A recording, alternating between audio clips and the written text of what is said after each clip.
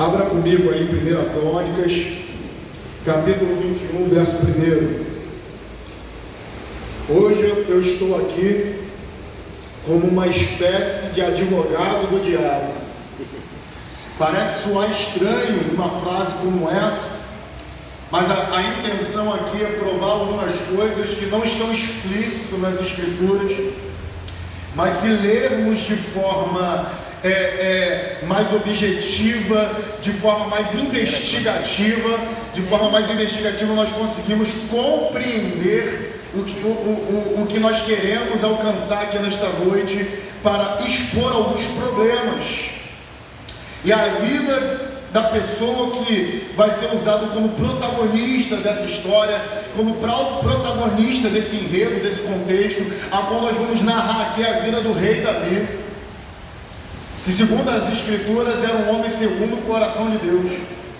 Mas hoje eu vim aqui como opositor a Davi, para mostrar que além dele ser um homem segundo o coração de Deus, ele se tornou no meio da sua caminhada um homem orgulhoso.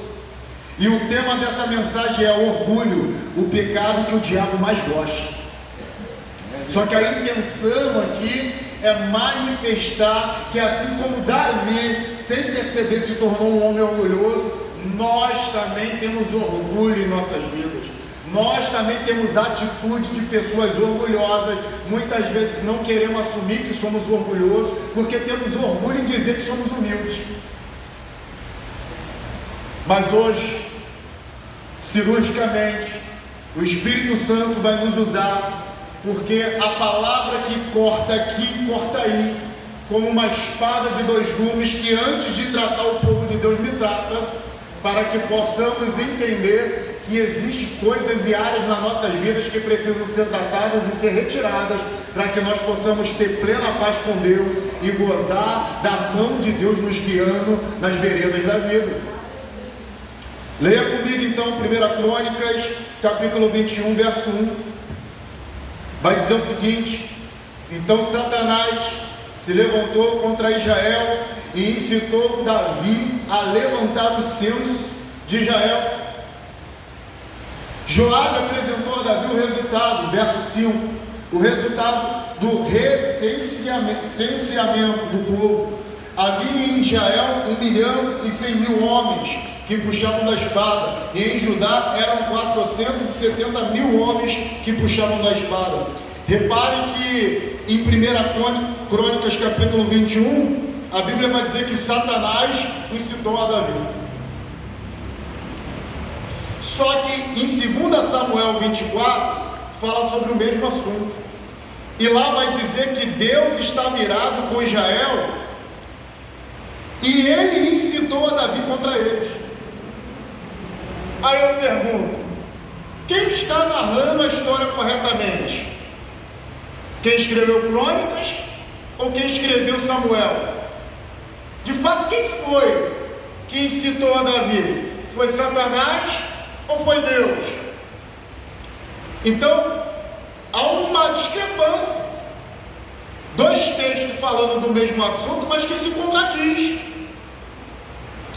E se não tivermos conhecimento bíblico, um bom entendimento, vamos achar que escreveram errado, que alguém interpelou errado. Só que Tiago vai dizer que Deus a ninguém tenta, porque Deus não pode ser tentado pelo mal, então ele a ninguém tenta. Então, se eu entendo que Tiago afirma que Deus a ninguém tenta, então 2 Samuel está dizendo que se Deus incitou a Davi, não foi Deus, foi Satanás, como diz lá em Crônicas. Pastor, mas por que a palavra está dizendo aqui que foi Deus que incitou a Davi? Porque há uma máxima no meio do povo judeu em afirmar que Deus, sendo soberano, tanto bom, tanto bem quanto o mal emana dele. Por isso que vai dizer, Deus criou o mal e Deus criou o bem. Por isso que tudo é atribuído a ele como soberano. Só que vai dizer, Lutero fazendo uma defesa de alguns textos, dizendo, até o próprio diabo é o diabo de Deus. O que Lutero quer dizer com isso? Lutero está dizendo que quando Deus quer atuar para fazer justiça, ele usa o diabo para suas empreitadas. Então eu creio que 1 Crônicas está afirmando que Satanás foi usado por Deus, ou enviado por Deus, para tentar Davi a contar o povo. Pastor, e qual era o problema de contar o povo? Um grande problema. Explique, pastor. Eu vou explicar. E por que era um grande problema? Porque quando ele conta o povo, a intenção no coração dele é revelada. Quando ele faz o censo do povo, não era para ter o controle, iniciado projetos governamentais de assistência social, para que soubesse quantas viúvas tem no povo para ser ajudada, para que soubesse quantos órfãos tem no povo para ser ajudada. Não era essa a intenção. Pergunte por quê, pastor? Por quê, pastor? Não, a igreja não chegou ainda não, vou esperar você chegar. Pergunte por quê, pastor? Por quê, pastor? Chegou, agora eu falo. Vídeo chegou. Então, Davi lhe conta o povo porque ele queria saber o tamanho do seu reino. Ele queria saber o tamanho do seu exército. Repare que o número aqui expressado não é o número geral do povo, Alex. É o número só de quem puxa a espada. É o número dos guerreiros. É o número de quem sai a batalha. E aquele que tinha um exército maior era também a nação mais poderosa. E o exército de Davi era em média de 1.300.000 a 1.540.000 pessoas. Era um grande exército, talvez o maior da sua época. E por isso, Davi se tornou um dos maiores conquistadores e causou uma hegemonia na conquista dos povos, onde todas as nações conhecidas da época estavam sobre o jugo de Davi, estavam como como servos de Davi, melhor dizendo. Senão a outra palavra não sai, eu fico aqui, gaguejando. Estavam a serviço de Davi, porque foram subjugados na guerra. Mas Davi sempre saiu em batalha com seu povo. E Deus, querendo ali provar o povo, ele também viu que ali é um pontinho de orgulho no coração de Davi. Então ele incita Satanás a se mover contra Davi e fazer com que Davi contasse o povo, mas isso pareceu mal aos olhos do Senhor. Talvez a maioria que conhece a história, depois que Davi conta o povo, a praga desce sobre o povo. E primeiro Deus pergunta a Davi e fala assim: o que você prefere? Que eu levante os seus inimigos, que eu vá contra o povo, ou que eu faça isso contra você? Aí Davi fala assim: Senhor, que eu caia nas tuas mãos e não nas mãos dos meus inimigos, porque o Senhor vai se lembrar das tuas misericórdias. Aí Deus desce a praga sobre o povo e mata mais de 20.000 pessoas. Aí Davi vai adorar e compra a eira de Araúna, sacrifica, para poder reparar o seu pecado e o pecado do povo, para que haja misericórdia. Mas Davi peca. O orgulho levou ele a contar o povo. E o que eu acho interessante é que quando Deus chama Davi, ele era um pastor. Era só um pastor de ovelhas, cuidando das ovelhas do seu pai. Aí Deus chama Davi. O Salmo 78 vai dizer que Deus tira Davi de trás das ovelhas grávidas e com a perícia, a destreza das suas mãos, coloca ele como pastor do seu povo, para pastorear o povo de Deus. Então o Salmo vai dizer que o pastor Davi agora se torna um pastor de Israel. Quando Deus olha para Davi, ele não vê um rei, ele vê um pastor. Quando Deus olha para Davi, ele não vê um guerreiro, ele vê um pastor. Só que aquele pastor se torna um guerreiro e um rei, para proteger o povo do Senhor e para governar a herança do Eterno. Mas quem era Davi quando o Senhor o visitou? Cadê o meu fundo musical? Eu sabia que estava faltando alguma coisa. Cadê, Júlio? Está ruim? Meu pai, sem fundo hoje. Cadê o Alex? O Alex não, o Alexandre. Já que ele fazer um fundo aqui para mim. Estou sentindo vazio aqui atrás de mim. Bota o meu fundo aqui para mim continuar pregando. Então Davi, ele era só um pastorzinho quando o Senhor o alcançou. Um pastor de ovelhas. Um simples pastor de ovelhas. Nunca teve pretensão de ser rei. Nunca teve pretensão de liderar, a não ser as ovelhas do seu pai. O que fez com muita destreza. Mas Deus conheceu Davi. A Bíblia fala que Deus achou Davi. E se Deus achou, porque estava procurando. Deus não achou Aminadab, Deus não achou Eliabe, Deus não achou Samar, Deus não achou Jonatas, mas achou Davi. Porque em Davi ele viu um outro coração, um coração segundo ao dele, um coração disposto a obedecer e fazer toda a vontade do Senhor. Só que agora Davi, ele é rei. Agora Davi, obrigado, Alexandre, ele está sentado e pastoreando a nação de Israel. Uma guerra se levanta contra Israel. Um rei morre. Davi envia mensageiros ao rei dos Moabitas. Aí ele falou: assim como eu fui com o pai deles e tinha uma aliança, farei aliança também com o filho deles, para que haja paz entre a minha nação e a nação deles.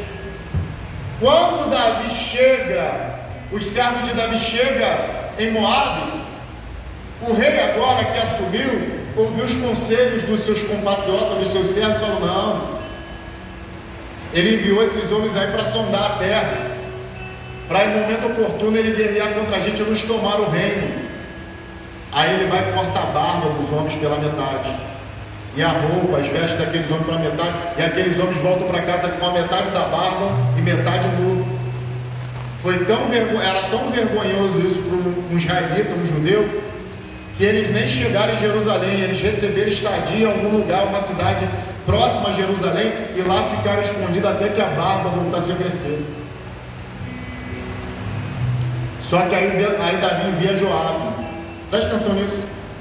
Davi envia Joabe. Só que quando Joabe sobe, Moabe, eles contratam os sírios para subir a guerra com eles. Davi enviou Joabe com os valentes, porque a Bíblia vai dizer que eram 37, mas não eram só 37, eram 37 comandantes de exército. Cada homem daquele ali comandava uma grande frota. Cada homem daquele ali comandava um grande pelotão de homens. Então o exército dos valentes foram para a guerra. Quando eles contratam a Síria, Davi sobe com todo o povo, com todos os seus guerreiros. Mas repare que Davi sobe.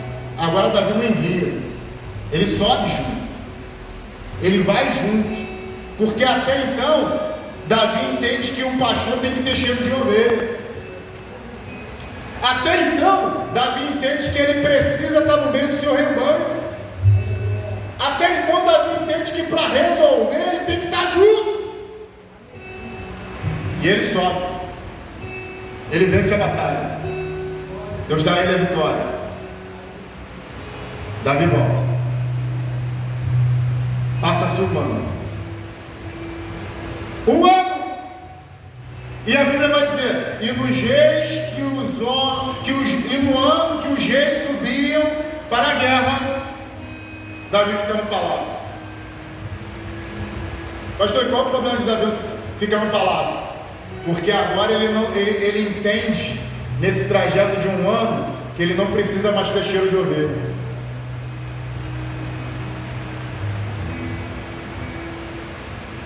Ele é o rei mais poderoso da terra. Ele já não sai no meio mais dos seus guerreiros. E a última vez que ele saiu, Alex, ele cansou na batalha.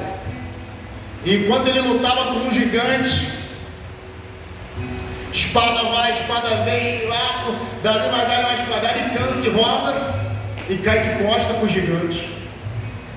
Quando o gigante vai matá-lo, Abisai chega e mata o gigante. E faz uma sentença para Davi: meu rei, nunca mais o Senhor sairá no meio do seu povo. Não faça mais isso. Davi pergunta por quê? Para que não se apague a lâmpada de Israel. Aquela palavra entrou no coração de Davi. Até então, pastora Donda, a lâmpada de Israel era o Senhor. Cleiton, até então eles sabiam que a lâmpada de Israel era o Senhor, Deus de Israel. Jesus falou: eu sou a luz do mundo. A luz não era Davi. Davi era uma vela acesa da lamparina do Senhor. Mas quando Abisai fala para Davi, para que não se apague a lâmpada de Israel, ele falou: se eu morrer, Israel acaba. Aquilo entrou no coração de Davi. Desceu agora fresquinho. Davi aceita essa palavra. E ele não sobe mais a guerra com o seu povo. Porque ele falou: agora eu sou a lâmpada. Se eu se apagar, Israel acaba. Deixa eu falar uma coisa para você. O líder dessa igreja aqui é o pastor Jorge. Se ele morrer, Deus levanta outro. Porque o dono da igreja é Jesus. Não tem homem que seja insubstituível. A gente pode trocar de líder, mas não pode trocar de Deus. Porque se a gente trocar de líder, Deus levanta outro para ele usar. Mas se a gente trocar de Deus, quem é que será por nós? Quando Pedro e os discípulos é confrontado com uma palavra pesada, segundo eles, a maioria já não queria mais seguir Jesus, porque a gente tem problema com isso. A gente tem problema com isso. A gente não quer ouvir uma palavra que confronta o nosso ego. A gente tem problema de ouvir algumas verdades. A gente tem problema de alguém falar na nossa cara alguma coisa que precisa sair da nossa vida. A gente tem problema quando Jesus toca em algumas feridas para curar. A gente grita. Ou pensa que foi só aqueles homens que deram as costas? Tem muitos assim no nosso meio. Quando Jesus toca na ferida, que isso? Dura este sermão. Quem é que pode suportar? Quem é o pastor para falar isso? Por que o pregador falou dessa forma hoje? Eu não gostei não. Eu vou sair dessa igreja. Quando sai de uma igreja e vai para outra, ainda está bom. Só que o problema, pastor, é que saiu daqui da igreja e foi para outra, mas não deixou o problema ser tratado. A ferida vai para outro lugar com ele. Porque ele está falando que o problema está no sermão, mas o problema não está no sermão. O sermão é o instrumento de Deus para confrontar a alma do perdido. O problema não está no sermão. O problema não está na Bíblia. O problema está porque eu não me encaixo na Bíblia. Então eu quero que a Bíblia se encaixe em mim.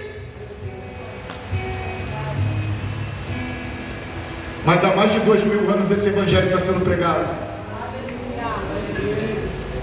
E esse evangelho não são palavras de homem, são palavras de Deus. Então esse evangelho não vai ser modificado para que nós nos encaixemos nele. Mas esse evangelho ainda tem poder para nos modificar, para que nós nos encaixemos em Deus. Porque essa palavra é poderosa para transformar bode em ovelha, para transformar lobo em ovelha. Essa palavra ainda é poderosa para transformar homens caídos em homens em pé, para transformar mulheres que não tinham jeito em mulheres em que Deus quer usar. Quem está comigo? Porque Deus não vai mudar os seus decretos para que nós nos encaixemos nele. Ele vai transformar as nossas vidas para que obedecemos aos seus decretos.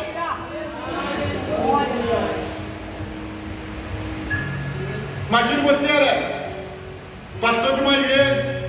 Digamos que a sua igreja tivesse 300 membros. Aí você prega um sermão que naquela noite, para ser o segundo sermão, as pessoas falam: que é isso, pastor? Hoje o senhor pegou pesado demais. Eu não quero mais ficar nessa igreja. Aí sai, Alex, 250 membros, tu só fica com 50. Se sou eu o líder dessa igreja, vai ficar: que é isso? Não está pensando? Que é isso, Jesus? Vai todo mundo embora, fiquei sozinho, Jesus. Só tem 50 agora, o que eu faço? Tem que pagar o aluguel, tem que pagar as contas, tem que fazer isso. Porque na cabeça de pastor, irmão, não é só as ovelhas que foi embora, não. É a igreja que ficou, que ainda tem que ser tocada. Só que agora não sobrou. Não sobrou gente. Imagina uma igreja de 300 membros, qual a estrutura dessa igreja? Só que quando os outros vão embora, Jesus não é como eu e você que ficaria desesperado. Jesus se vira para aquelas pessoas que sobraram e fala: e vocês também não vão embora não?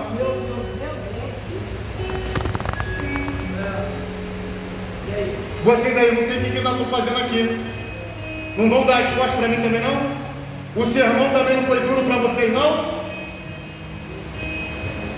Aí o Pedro, ousado, que muitas vezes também usado, se levanta em nome dos 12 e fala: a quem iremos nós? Ô crente, se a palavra fosse para onde iremos nós, não tinha problema, pastor, porque eles saíam dali e encontravam um outro chefe. Eles saíam dali e encontravam outro mestre para seguir. Mas a palavra não foi para onde iremos nós. Oh, meu Deus do céu, aleluia! Não foi, não foi. A palavra foi: para quem iremos nós? Porque se você sai daqui e vai para outra igreja, a vida toca. A ferida ainda está aberta, precisa ser tratada. Mas você vai pular de igreja em igreja, de lugar em lugar, até que você encontre algum lugar e se permita ser tratado. Porque o problema não está no sermão. O sermão é remédio. O problema está na ferida, que já está aberta há anos e anos e você não permite ser tratado. Ah, porque lá em 1900 e bolinha, a minha mãe me rejeitou. Eu vou entrar nessa parte só depois, mas já vou aproveitar o ensejo. Porque lá em 1942, sei nem se tem mais de uma pessoa para cidade. O meu pai abusou de mim. Você não está entendendo, pastor? Eu fui criado com vó. Se for que nem eu era criado com vó, está cheio de trauma. Eu fui criado com vó, pastor, você não está entendendo. E qual o problema de ser criado com vó? Alguém vai falar que a avó faz todas as vontades, vó não é mãe. Aí está cheio de padrões errados. Os excessos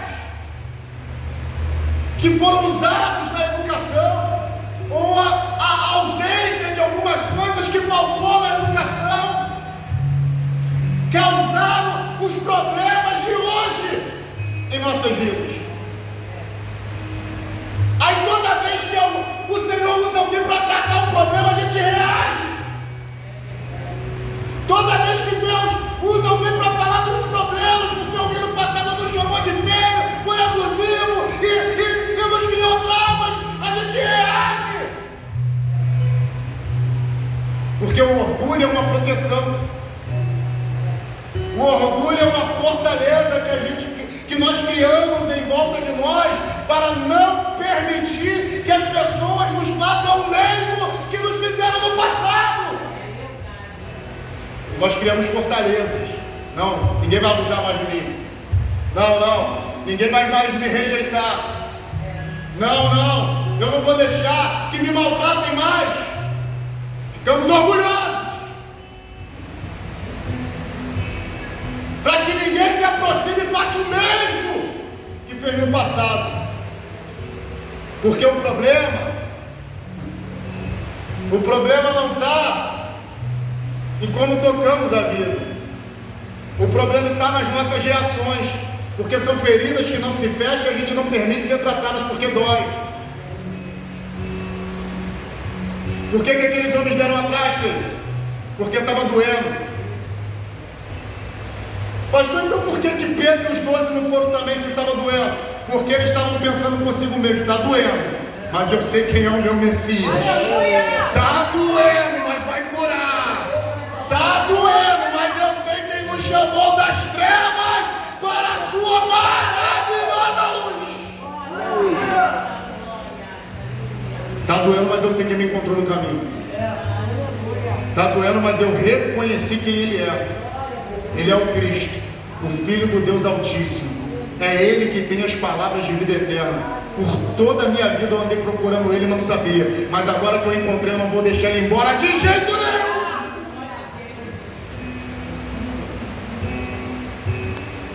Interessante, Danilo, que Jesus não vai embora. Ele só continua a sua marcha. Por quê, Cleiton? O comer e o beber, para ele é fazer a vontade do Pai. Jesus não vai embora, ele vai continuar a sua marcha. E se ele não vai embora, qual é o problema? É que recua. Jesus não vai embora da vida de ninguém. Pastor, então por que um monte de gente desviada? Porque recuou. Quando tocou na ferida, ele falou, não aguento mais. Quando tocou no problema, ele falou, eu vou embora. Quando tocou para sarar, ele falou, não vou deixar, porque eu não vou deixar mais ninguém me machucar, mas quem está tocando agora é Jesus. Aleluia! Não é qualquer pessoa que acha que está ajudando, que está tocando, é Jesus que conhece aonde está a ferida e sabe como tratar. É o médico dos médicos. Aleluia! Ninguém me dá a base.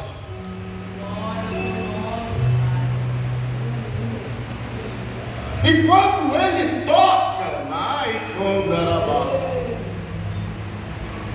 até o que nasceu torto se endireita. Tem um ditado no mundo popular que fala: pau que nasce torto nunca se endireita. Aí existem os jargões, né? É que ainda não conheceu o carpinteiro Jesus. É uma verdade. É uma verdade. Esse versículo também tem em Eclesiastes. Esse ditado é popular, mas tem esse versículo em Eclesiastes que fala que dificilmente a árvore que nasce torta se colocará no lugar. É porque tem que passar na marcenaria de Jesus. Porque quando passa na marcenaria de Jesus, ele vai lapidar do jeito certo, para colocar do jeito que ele quer. Pastor, o pau então vai ficar reto? Não precisa estar reto. Sabia disso, Felipe? Não precisa estar reto, só precisa estar do jeito que ele quer. Porque tem gente falando assim: eu não sou crente porque eu ainda tenho muita coisa para liberar da minha vida para poder ir para a igreja. Se eu for do jeito que está, nem Jesus vai me querer. Isso é bobo. Não é você que se endireita para entrar em Jesus, é você entra em Jesus e ele te endireita. Porque você nunca vai ficar reto, só vai ficar do jeito que ele quer. Tem gente que quer ficar reto, mas não vai. Não dá para ficar reto, você nasceu torto. Eu nasci torto, não vai ficar reto. Vai ficar do jeito que ele quer. Deixa eu voltar para Davi para a gente avançar. Davi, ele demonstra agora que ele não quer mais ser cheiro de ovelha, pastor. E ele fica no terraço. Só que a Davi estava fazendo no terraço. Irmão, Davi não acordou naquela tarde daquele dia e foi dar uma volta no terraço para espairecer a mente. A ideia não é essa. E eu vou provar para vocês que a ideia não foi um passeio. Davi sobe no terraço para ter uma posição melhor, para olhar para o seu reino e ver a grandeza do reino que possui. Pastor, o senhor pode provar isso? Posso, porque isso é uma história que já era conhecida na Bíblia. Nabucodonosor teve um sonho. Aí ele teve o sonho de uma árvore grande, que era tão grande que a sua sombra cobria toda a terra. Preste atenção nisso. Deixa eu descer um pouquinho aqui, quero ficar pertinho de você.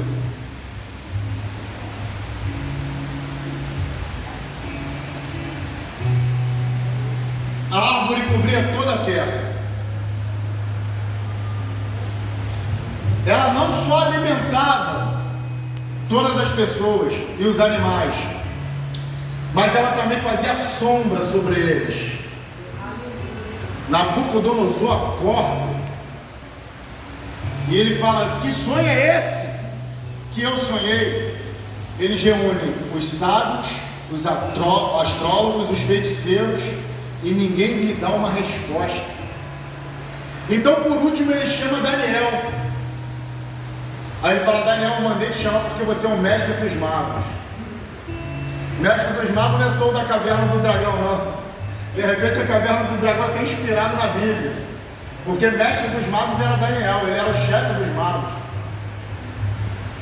Então, quando Deus ele chama, o rei chama Daniel, ele fala: porque em você está o Espírito dos deuses, eu sei que nada te é ocultado, nenhum mistério é tão grande que você não possa revelar, porque é o Espírito dos deuses. Diz as Escrituras que quando Daniel ele recebe essa mensagem, o rei conta o sonho para ele fica perplexo, andando de um lado para o outro, sem saber como falar com ele. Aí o rei pode falar: Daniel, sendo uma coisa boa ou ruim, eu quero que você fale, eu quero saber o que Deus quer falar comigo. Aí ele descreve o sonho. Ele fala: essa grande árvore é o seu reino, é o Senhor, ó rei Nabucodonosor, que o Deus do céu lhe deu todos os reinos da terra e lhe fez dominar sobre todos os homens. E o seu reino é tão grande que todos os homens comem desse reino e estão à tua sombra. Mas esse reino, ó rei, será cortado e você retirado, e você vai ficar 7 anos comendo erva como boi. E depois dos 7 anos, ó rei, você vai voltar a reinar de novo, porque o tronco cortado e amarrado com algemas quer dizer que quando essas algemas forem desatadas, você vai voltar a reinar de novo. Nabucodonosor fica maravilhado com a revelação daquele sonho. Só que Daniel dá um conselho a ele. Ele fala: ó rei, eu te aconselho que você se torne um rei humilde, lembre-se dos pobres e das viúvas, faça justiça às pessoas, para que talvez Deus te dê dias longos e tranquilos. Mas vai dizer, olha o tempo, Cleiton, que ao passar de 1 ano, quando a história de Davi, o que aconteceu? Ao passar de 1 ano, quando os reis têm o costume de ir para a guerra, Davi fica no palácio. Ao passar de 1 ano, Nabucodonosor sobe para o terraço. E ele olha para todo o seu reino. E ele fala: olha o reino que eu construí para mim. Olha o reino cuja força do meu braço conquistou. Eu sou o grande rei Nabucodonosor. Aí a sentença vem. Aí ele ouve uma voz dizendo: Nabucodonosor, esse reino é retirado de ti. Quando ele ouve essa voz, ele fica lunático. Ele é levado fora do seu reino e como um animal passa agora a viver na relva e comendo capim, porque não soube reconhecer que foi o Senhor que colocou ele naquela posição. Porque, Alex, é o Senhor que dá e é o Senhor que tira. É o Senhor que pega homens humildes e coloca como príncipes de nações. Agora Davi está no terraço, fazendo a mesma coisa que Nabucodonosor, olhando para o seu reino. Ele não fala com palavras, mas penso eu que ele está no seu coração. Olha o grande reino que eu construí para mim. Eu, o grande guerreiro Davi, que derrubei povos e nações e subjuguei. Um homem que tem um exército de 1.300.000 pessoas. Agora olha o grande reino que eu provi para mim. Porque é só Davi subir no terraço e começar a olhar para o seu reino que ele viu uma mulher. Davi ele não cai quando ele adultera. Ele cai quando se achou orgulho no seu coração. Lembra que o orgulho é o pecado que derrubou Satanás? Quando alegoricamente o profeta vai dizer: tu és um querubim ungido, perfeitos em formosura, reto em todos os seus caminhos, até que se achou iniquidade em ti. Porque fostes orgulhoso, falou: subirei aos céus e construirei o meu trono ao lado do trono de Deus, e serei semelhante ao Altíssimo.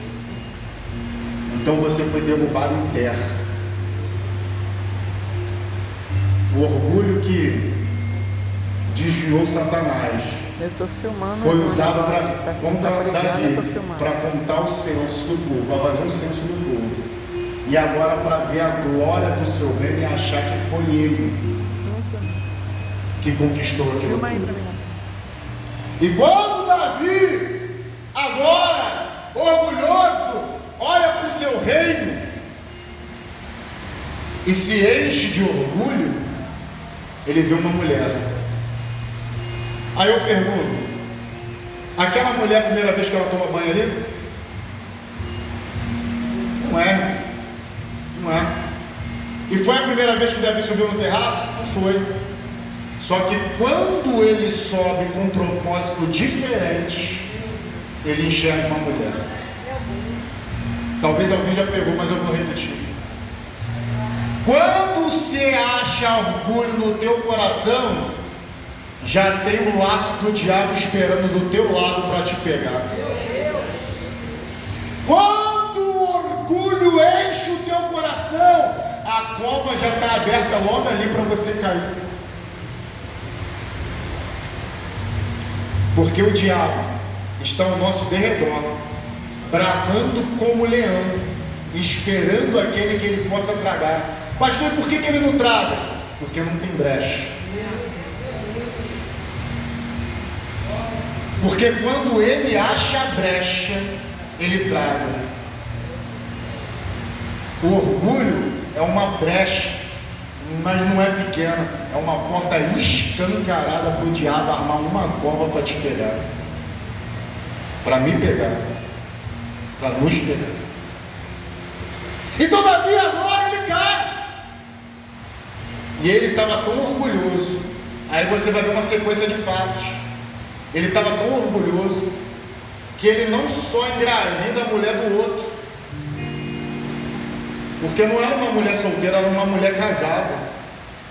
E quando ele vê essa mulher, ele pergunta: quem é essa mulher? Cleidson, acho que ele não sabia quem era. Pastor, como é que o senhor tem certeza que ele sabia quem era? Porque não era uma mulher de um homem qualquer.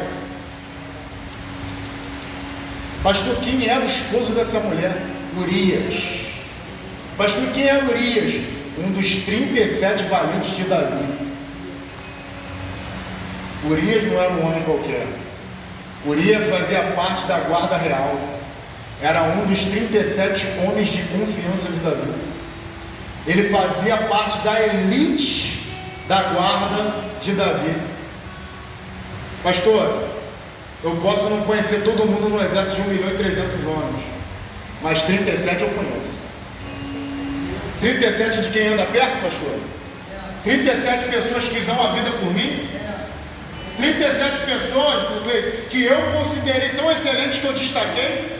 37 pessoas, Danilo, que se destacaram tanto no meio do povo que eu botei para lá do meu lado. 37 pessoas que fizeram tão grandes proezas, que se destacaram de tão grande maneira que eu reconheci como os valentes que podem andar do meu lado. Meu Deus do céu. Quando aqueles homens começaram a carregar com Davi, eles eram 400. E qual era o tipo que aqueles homens carregavam? Endividados, desgostosos da vida, homens vios e maus.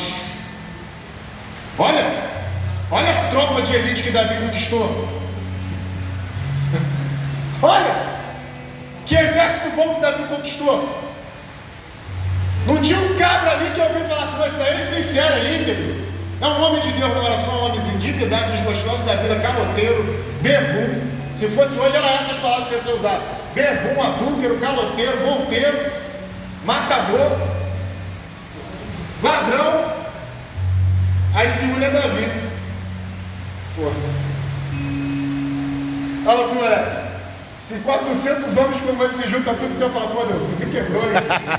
Não tinha uns homens melhorzinhos para botar do meu lado, não? Mas vai dizer a Bíblia que Davi se colocou como senhor deles. E os liderou. Daqui a pouco aqueles 400 se tornam 600. Aquele grupo foi crescendo.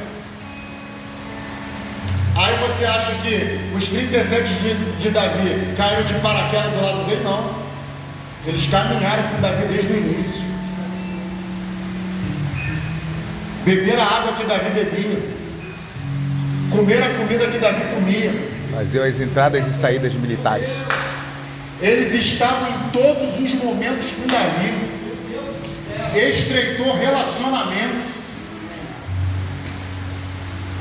Vou soltar uma aqui, hein? Você pode ter chegado nesse rebanho endividado.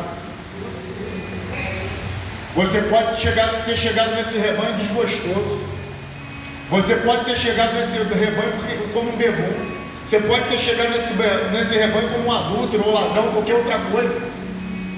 Mas se colou com um líder que está buscando a Deus, criou relacionamento, Deus vai te fazer crescer. Se colou com pessoas mais honestas do que você, Deus vai te fazer crescer, porque todo aquele que nós colocamos como referência para nossas vidas, passamos a querer ser semelhantes a Ele. Davi era um homem segundo o coração de Deus. Aqueles homens agora cresceram, vendo Davi agir. Davi teve a oportunidade de matar Saul.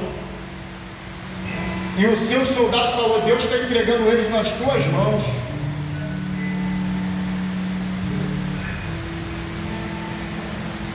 Davi não. Davi falou, eu não vou ser esse homem. Que homem, Davi? Que toca no ungido de Deus. Se todo mundo tivesse essa mentalidade, acabariam-se as guerras no meio da igreja. Porque as guerras que tem no meio da igreja é por causa de orgulho. É um membro que quer ser melhor do que o diácono, é o diácono que quer ser melhor do que o presbítero, é o presbítero que quer ser melhor do que o pastor, é o pastor que quer ser melhor do que outros pastores de outras igrejas. Porque toda vez que a gente não compreende o lugar de servidão que Deus nos colocou para que a gente possa aprender, vamos encontrar guerras. Por causa do orgulho. Porque não suportamos ser só mais um. Queremos ser o tal. Queremos assumir uma posição que Deus ainda não nos chamou para estar. Porque a gente fala, eu faço melhor. Eu canto melhor, eu prego melhor, eu dirijo melhor, eu me movo melhor, minha língua estranha é melhor, eu sapateio melhor. Eu conheço mais a Bíblia. Se Deus quisesse me colocar no lugar dele, eu não precisaria nem mais de mim, só eu resolvo tudo, porque eu sou o melhor.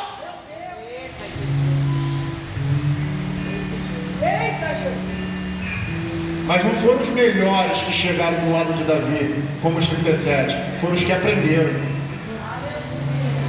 Pastor, por que foram os que aprenderam? Porque eles eram homens desgostosos, vis, problemáticos, e se tornaram homens valentes, poderosos, fiéis. Cleidson, fiéis. Eles eram problemáticos, endividados. Irmão, compreenda e entenda, quem é endividado não paga conta. E quem não paga conta se demonstra o quê? Infidelidade. Só que agora eles são fiéis a Davi. Aqueles homens cresceram. Aqueles homens amadureceram. Aqueles homens deixaram de ser homens vis para ser homens agora honestos. Homens tementes a Deus e que honravam o seu líder. Então Urias não era qualquer um. Davi sabia quem era aquela mulher. Mas ele dá uma de desentendido e pergunta quem é ela. Aí alguém lembra ele. Não sabe não, Davi? Como se dissesse assim, tem certeza, Rei, que tu não sabe? É mulher de Urias, filha de fulano. Como é que tu não sabe? Quando alguém indaga isso, ele está falando assim, como é que você não sabe? Ela é mulher de Urias, deu certo. Não é um servo qualquer. É um que puxa a espada para defender a tua vida. É alguém que pula diante da bala. Não tinha bala na época, mas se fosse nos dias de hoje, é o cara que pula diante da bala para morrer no teu lugar. Mas dizer que você não sabe o que é Urias, Davi. Só que Davi está cheio de orgulho. O homem segundo o coração de Deus agora está cheio de orgulho. Aí o camarada está perguntando, vai dizer que tu não sabe quem é ele, Davi. Aí ele ignora, porque gente orgulhosa ignora o alerta. Ó, fresquinho, hein? Gente orgulhosa ignora os alertas que o Espírito Santo está dando usando pessoas. Não vai por esse caminho aí não, que é de morte, hein? Ó, não assina esse contrato aí não, que ali é aliança de julgos desigual. Ó, não fica com essa mulher aí não, que tu vai se arruinar, hein? Ó, não cola com esse homem aí não, que ele vai acabar com a tua vida, hein? Ó, os alertas! Os estalos que Deus vai usando pessoas, ou às vezes, muitas vezes, o seu próprio Espírito, para falar do nosso coração e nós ignoramos. Mas por que nós ignoramos? Porque nos enchemos de orgulho. Achamos que estamos por cima da cocara preta. Vou falar que é preta não, cocara branca, pode ser, você não vai dizer que eu sou racista. Da cocara branca, doce de leite, de maracujá. Mas achamos que estamos por cima. E já não queremos mais dar ouvido aos alertas. Porque não veio tentação sobre vós que não seja humana, mas fiel é Deus, que antes que a tentação te derrube, Ele manda o escape. Eu vou contar, eu já contei aqui, mas eu vou contar de novo, porque tem gente que não sabe. Deixa eu beber uma água aqui. Já estou quase terminando, me dê mais alguns minutos que eu vou fazer a aplicação pessoal. Eu só estou introduzindo a mensagem. Que isso, pastor? Vigia, pastor. Me dê 10 minutos e eu termino. Mas o 10 minutos de pastor Júnior. Não é 10 minutos do tal é 5. 10 minutos de pastor Júnior, eu vou terminar. Eu estava em casa. Uma das experiências mais fortes que eu tive com Deus. Eu estava em casa. E eu tinha combinado com um amigo de ir à praia. Só para você ver o cuidado de Deus. Eu tinha combinado com um amigo de ir à praia. E aquele amigo, ele desistiu na última hora, falou que não ia poder ir. Aí eu falei, então eu vou voltar a dormir. Na época eu estava desempregado, eu não tinha que trabalhar, vou voltar a dormir. Só que uma voz falou no meu ouvido, levanta e vai para a praia. Eu falei, Deus mandando eu ir para a praia? Não, isso é o diabo. O que Deus vai me mandar para ir na praia? Fazer o que na praia? O que Deus vai me fazer? Vai falar que eu tenho que ir lá na praia fazer o quê? Deus me mandando tomar banho de mar? Falei, não é Deus não. Não é Deus não. Aí voltei a dormir, a voz levantou de novo, falou de novo, levanta e vai para a praia. Aí eu me vesti, peguei o metrô, fui para a praia. Vou para a praia, estou escutando o pai, eu vou. Não sei o que, não estou entendendo nada, mas eu vou. Só que eu não gosto de Copacabana. Então eu falei, vou descer em Copacabana, vou fazer uma baldeação no Leblon. Quando eu estou chegando na Cardeal Arco Verde, a voz falou, levanta e desce. Eu falei, não, eu vou ficar, eu quero ir para o Leblon. Levanta e desce. Quando eu falei, vou ficar, a mão, como se uma mão me levantasse, fez assim nas minhas costas, fez assim. Aí eu levantei assim, eu falei, Jesus, tá bom, vou indo, desci. Cardeal Arco Verde. Aí nesse momento eu já entendi que Deus estava querendo fazer alguma coisa através de mim. Cheguei na areia, como se procurasse alguém, eu não sabia o que estava acontecendo, eu não sabia quem eu estava procurando. Mas como se eu procurasse alguém.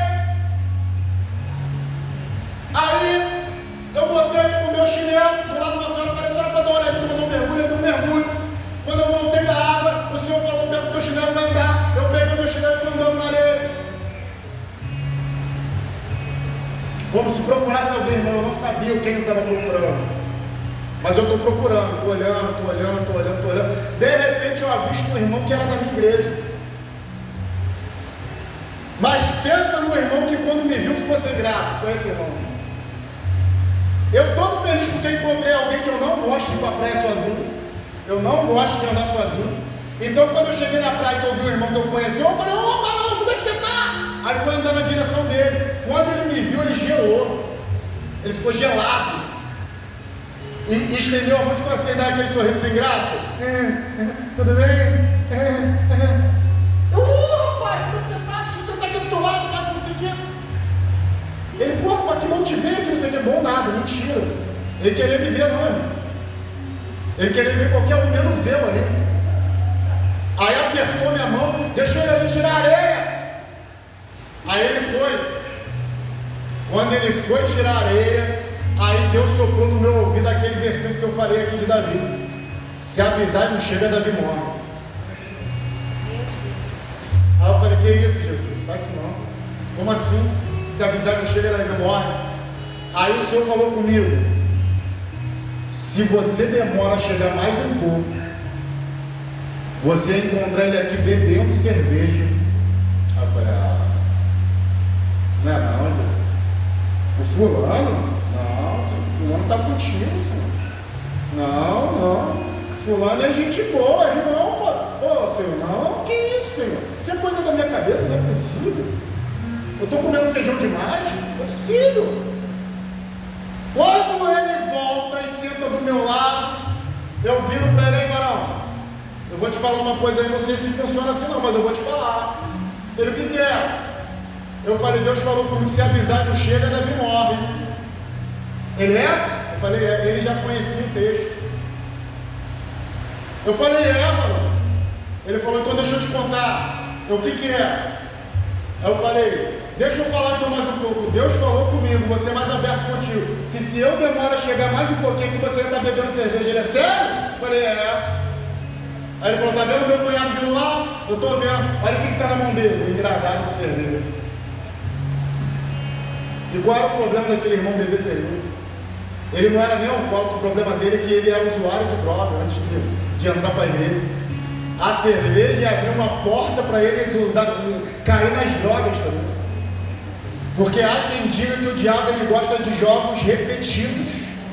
Ele vai usar estratégias que ele já está acostumando a usar para nos derrubar. E muitas das vezes ele nos enfraquece numa área para nos pegar naquilo que nós somos fracos realmente. De repente o fraco dele não era a bebida, mas a bebida abre uma porta para aquilo que domina ele. Aí quando ele falou, olha meu cunhado vindo com a bebida, eu falei, e tu sabe o que eu vim fazer aqui? Ele falou, não sei não, hoje eu sou o escape de Deus para a tua vida, porque não veio tentação sobre você que não seja humana, e fiel é Deus, que com a tentação, Ele manda o escape.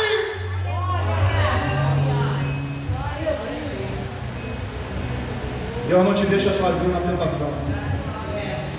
Ele está dando os alertas e você não abraça.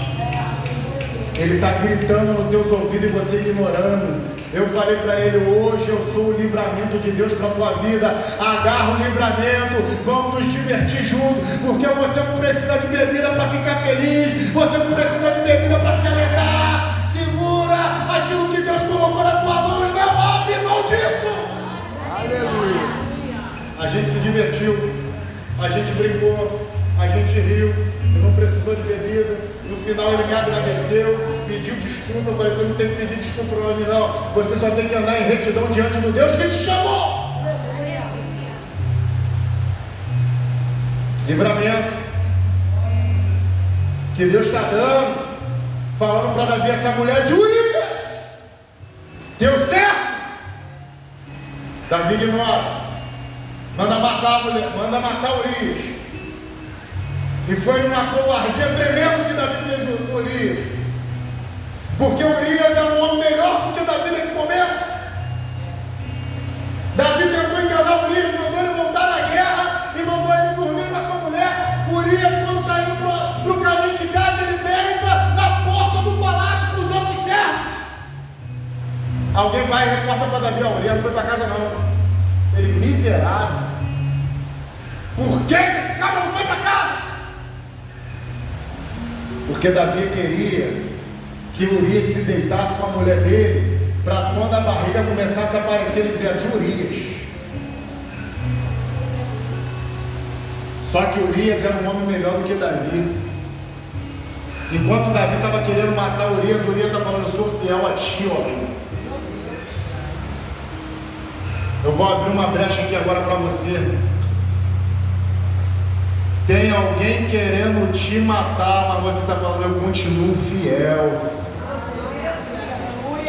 Tem alguém querendo acabar com você, acabar com a tua trajetória, o teu ministério, e você está falando: mas eu permaneço fiel. Porque não foram homens que me chamaram, mas o Deus que me tirou lá do lavação do pecado, que me confiou um ministério. Eu permaneço fiel. Urias não vai. Urias não vai. Davi embebeda Urias, pensando que agora bêbado ele vai perder a noção, e vai. Urias volta a dormir lá no meio do céu. O cabra era tão fiel que até dormindo ele era obediente. O cabra era tão fiel que ele bêbado ele não errava. Em vez de ir para casa, diz que todo bêbado dá de caminho de casa. Urias não, Urias achava o caminho da fidelidade. Porque nem a bebida podia mudar os seus princípios mais enraizados no seu coração. Ah, que Deus. Vem comigo, pelo amor de Deus, porque não há nada que possa acontecer com você, homem de Deus fiel, mulher de Deus fiel, que vai tirar você dos princípios que regem a sua vida. Eu não estou falando com quem negocia e por causa de uns trocados nega quem é Deus na vida dele.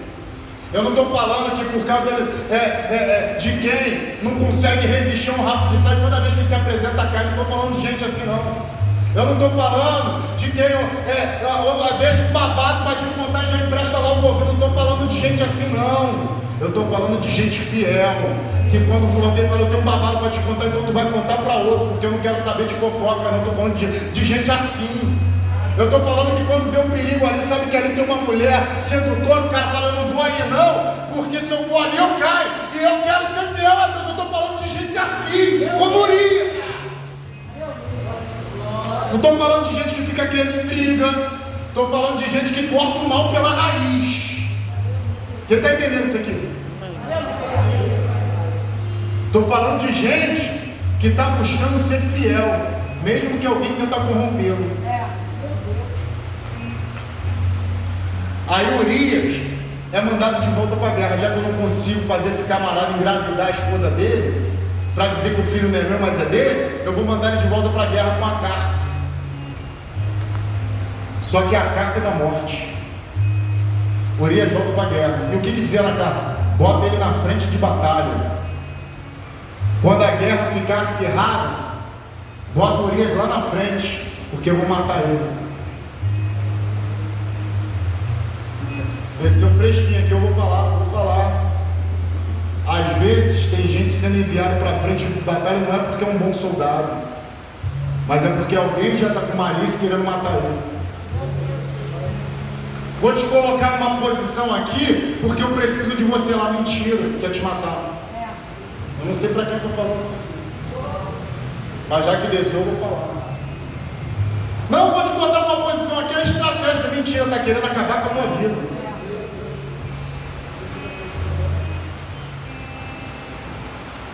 Urias morre. Davi continua orgulhoso. A ficha de Davi cai quando o profeta conta para ele uma história. E agora estou terminando. O profeta conta para ele uma história. Aí quando ele fala, esse homem tem que pagar 4 vezes mais e tem que morrer. Aí o profeta fala para ele, você, esse homem orgulhoso, que matou Urias, seu orgulhoso, que pegou uma mulher que não era tua, orgulhoso. Aí Davi desaba. Se coloca em pé. Porque o orgulho, ele está inserido em coisas na nossa vida que nós desconhecemos. O orgulho pode estar na depressão, porque são feridas do passado que a gente não permite ser curada, que toda vez que alguém toca no assunto nos causa dor. Depressão, um excesso de passado que a gente não deixa ser tratado. O orgulho pode estar na falta de perdão, porque me maltrataram e eu não quero perdoar. Porque todas as vezes que a pessoa se aproxima de mim, a dor que ela me causa reações e eu não quero perder isso, orgulho. Eu quero continuar odiando essa pessoa, orgulho. Na impaciência, eu não consigo ter paciência com as pessoas, orgulho. Porque eu considero que eu faço melhor, eu considero que eu sou melhor, eu considero que eu tenho mais conhecimento, eu não consigo ter paciência com quem tem menos, orgulho. Nos ciúmes, eu não vou nem perguntar quem é ciumento, senão vai levantar a mão, eu não quero que você levante a mão. Mas nos ciúmes, porque eu penso que é minha propriedade. O cônjuge ou coisas, aí eu não quero dividir com ninguém, ciúme, orgulho. As brigas, mistura de medo com orgulho. Eu nunca reconheço que eu estou errado, porque a culpa é sempre dos outros, orgulho. O defeito está sempre no outro, nunca em mim, no orgulho. E quando eu reconheço que está em mim, eu não quero mudar, porque dá trabalho demais mudar. Está bom como está, orgulho. Nas insatisfações, na ingratidão, pessoas que não conseguem ser ingratas, orgulho. Pessoas que não conseguem ser gratas, orgulho, estão sempre reagindo com ingratidão. Eu quero orar. Eu apresentei a vida de Davi aqui para que você entenda que Davi era um homem segundo o coração de Deus, mas em algum momento da caminhada ele ficou orgulhoso.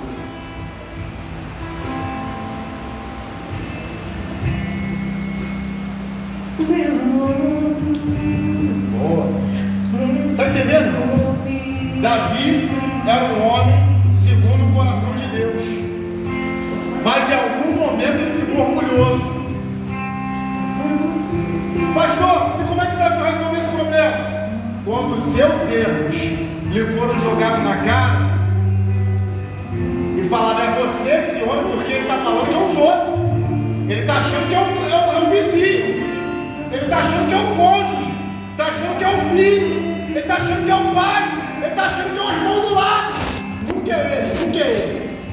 Mas quando o Natan prova para ele que é ele, Davi tinha um coração sincero. Ele desaba. E ele fala, sou eu esse homem, Natan, o que será de mim agora? Davi falou, não morrerás. Natan falou, não morrerá. O Senhor já tem te poupado.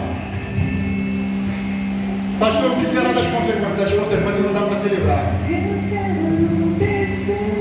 Mas eu posso te garantir perdão. Eu posso te garantir um novo começo. Mas as consequências é a justiça de Deus sobre os nossos pecados. Não dá para te livrar da consequência, mas dá para caminhar com Ele do lado. Dá para passar as consequências com Ele do lado. Não morrerás. Quem quer receber essa oração, vem para frente. Eu quero orar por você. Vem que eu vou orar. Deus está tratando. Foi revelado aqui que orações